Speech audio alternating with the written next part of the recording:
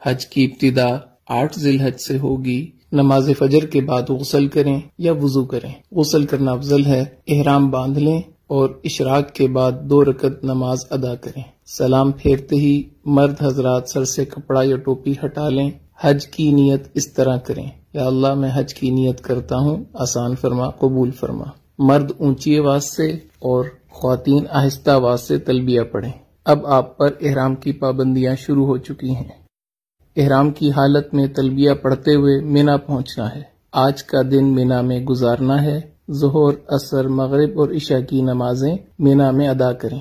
ذکر، اذکار اور دعا کی کثرت سے اپنا وقت قیمتی بنائیں۔ لوگوں کے ساتھ خوش اخلاقی کے ساتھ رہیں، خدمت کے ساتھ وقت گزاریں، کثرت سے تلبیہ پڑھیں، دعاؤں کا خوب اہتمام کریں، قرآن پاک کی تلاوت کریں، رات مینا میں قیام کریں۔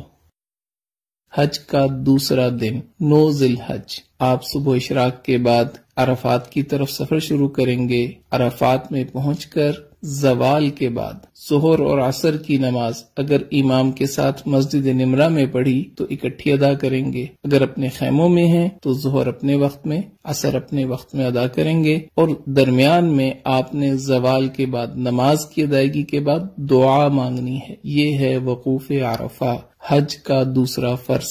9 ذی الحج کو یہی عمل ہوگا۔ مغرب تک عرفات میں قیام کریں۔ مغرب کے بعد، مغرب سے پہلے نہیں آنا، مغرب کے بعد آپ مزدلفہ کی طرف آ جائیں گے۔ مزدلفہ میں عشاء کے وقت مغرب اور عشاء کی نماز 1 اذان اور 1 اقامت کے ساتھ ادا کرنی ہے۔ اس کے بعد آپ 70 کنکریاں اکٹھی کر کے اپنے پاس رکھیں۔ اب آپ نے رات وہاں قیام کرنا ہے۔ 10 ذی الحج، حج کا تیسرا دن، اور آپ اس وقت مزدلفہ کے میدان میں ہیں۔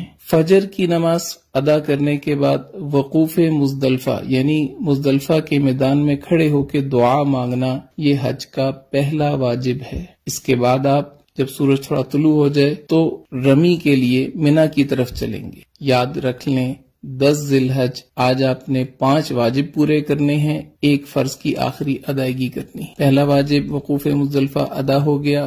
دوسرے واجب کی طرف آپ جا رہے ہیں، شیطان کو پتھر مارنے۔ مینا میں آج صرف بڑے جمرہ کو 7 کنکریاں مارنی ہیں۔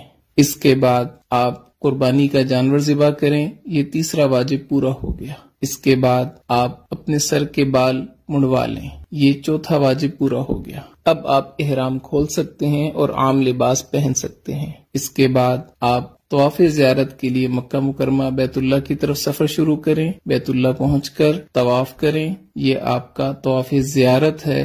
حج کا تیسرا فرض، حج کے تینوں فرض مکمل ہو گئے۔ اس کے بعد آپ نے سعی کرنی ہے، سعی حج کا 5واں واجب، یہ بھی پورا ہو گیا۔ اب آپ واپس رات کو مینا میں آ جائیں، مکہ مکرمہ میں قیام نہ کریں۔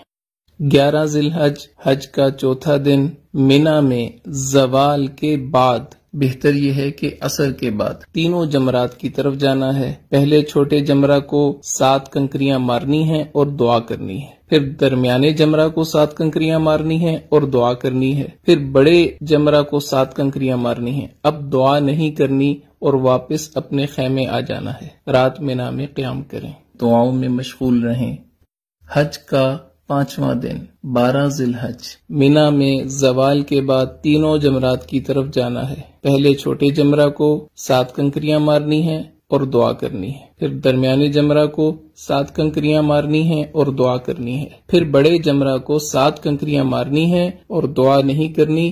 اب آپ کے پاس اختیار ہے، اگر آپ رات مینا میں قیام کرنا چاہیں تو 13 کی رمی آپ کے ذمہ ہوگی۔ اگر آپ رات قیام نہیں کرتے، آپ واپس مکہ مکرمہ اپنی بلڈنگ میں آ سکتے ہیں۔ بہتر یہ ہے کہ اپنے خیمے میں آئیں اور 13 ذی الحج کی رمی زوال کے بعد تینوں جمرات کو پتھر مارنے کے بعد مکہ مکرمہ واپس آ جائیں۔ اب صرف ایک واجب رہ گیا، طواف وداع۔ وداع یعنی رخصت ہونے والا طواف، یہ حج کا 6واں واجب ہے۔ آپ کے سارے مناسک پورے ہو گئے، 3 فرض آپ نے پورے کیے، 6 واجب آپ نے پورے کیے، آپ کا حج مکمل ہو گیا۔